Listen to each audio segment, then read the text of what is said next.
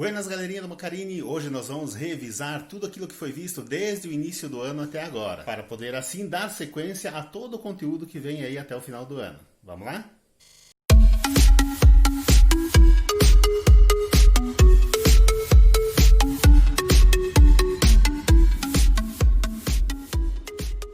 No universo, tudo ou é matéria ou é energia. Mas o que é isso?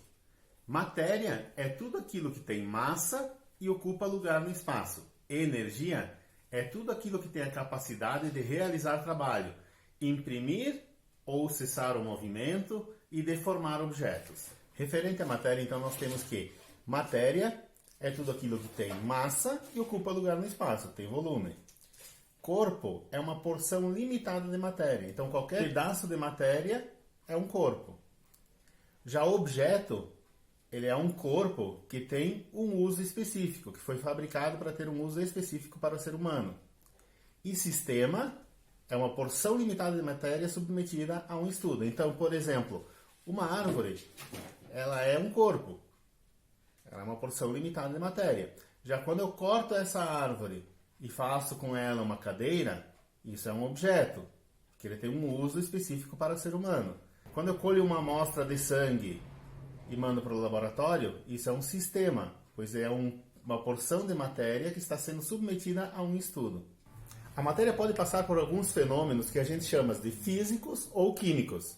Físico é quando há uma manutenção, como eu já comentei antes, por exemplo, transformar a madeira de uma árvore em uma mesa.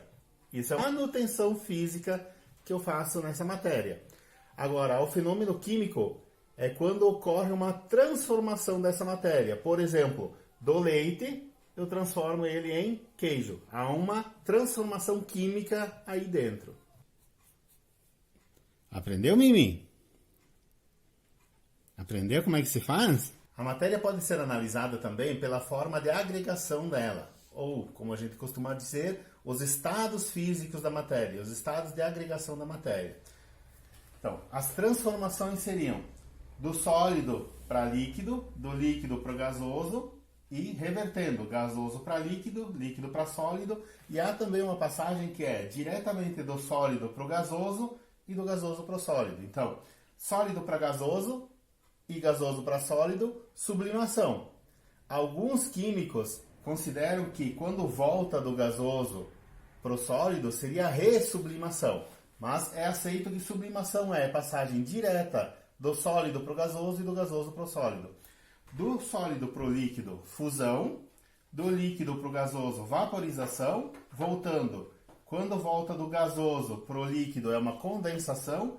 E do líquido para o sólido, solidificação. No estado sólido, as moléculas estão bastante agregadas, elas estão agregadas, juntas. No estado líquido, elas estão pouco agregadas. E no estado gasoso, elas estão desagregadas. E como não tem como estudar todas as substâncias existentes no universo inteiro de forma desordenada, a gente começa a separar elas por algumas propriedades.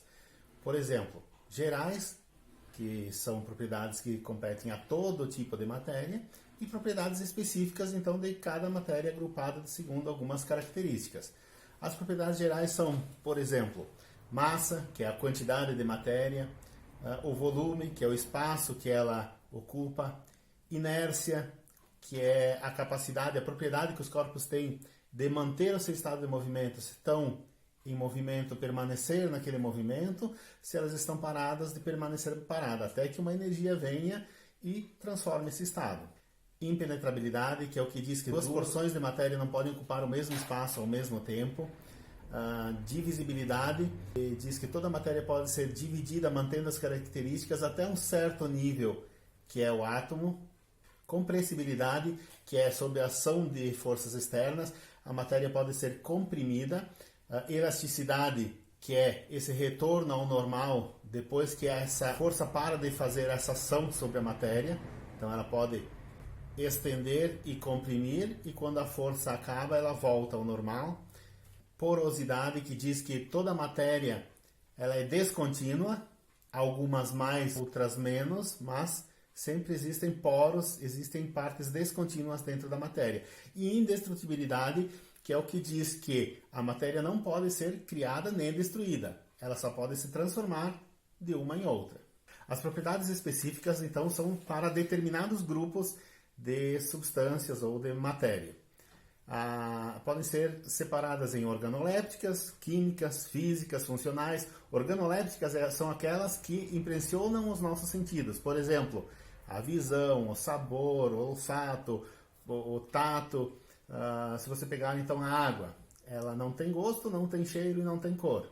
Se pegar uma barra metálica, um pedaço de ferro, então ela tem uma cor metálica específica, ela é rígida ao toque. Propriedades químicas são aquelas responsáveis pela transformação dos produtos. Então, vai oxidar o ferro. A propriedade combustível, por exemplo, do etanol, fazer ela explodir, fazer ela queimar. Corrosiva, explosiva, redutiva, reativa, a fermentação. Então, todas essas são propriedades químicas. Propriedades físicas são aquelas que são observadas quando tem uma ação mecânica.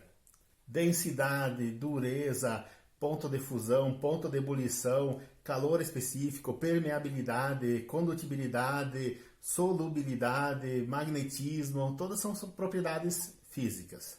E as funcionais são aquelas relacionadas a algum grupo específico de matéria, identificadas pelas funções que elas desempenham.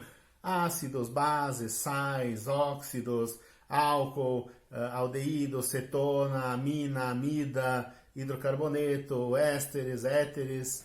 Então essas são algumas maneiras de nós agruparmos a matéria em torno de algumas propriedades, gerais ou específicas. Esse então foi o resumo dos resumos do que foi visto até agora na parte da matéria. Vai ter aqui a lista de energia, terão a parte das substâncias, misturas, separação de misturas. Então fiquem ligadinhos aí, para quem é do Maccarini já sabe. Tem que colocar aí embaixo nos comentários, eu assisti. Se ajudou, siga e compartilhe. Até o próximo.